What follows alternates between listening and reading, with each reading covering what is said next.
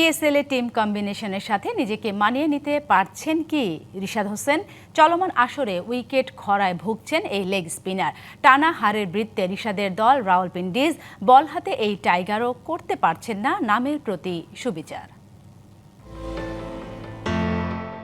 সম্প্রতি বিগ বেশের দল Hobart Hurricanes তাদের বর্ষসেরা খেলোয়াড় হিসেবে নাম ঘোষণা করেছে রিশাদ হোসেনের। অথচ বিগ বেশে দুর্দান্ত সেই রিশাদকে যেন খুঁজে পাওয়া যাচ্ছে না পিএসএল এ। প্রায় 1.5 কোটি টাকায় দলে ফেরানো রাওয়ালপিন্ডিকে জয়ের মুখ দেখাতে পারছেন না তিনি।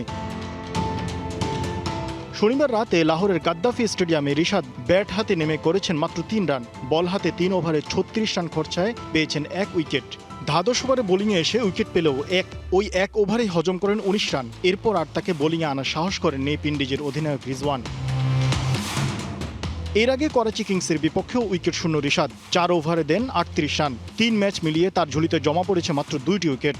সবকটি ম্যাচে হেরেছে তার দল। বড় অঙ্কে তাকে দলে ভিড়িয়েছে রাওয়ালপিন্ডিজ, কিন্তু প্রত্যাশার প্রতিদান দিতে পারছেন না তিনি। টিম কম্বিনেশন জুৎসই না হওয়ার কারণেই কি বিবর্ণ রিশাদ? শরীফ ফারুকি, ডিবিসি নিউজ।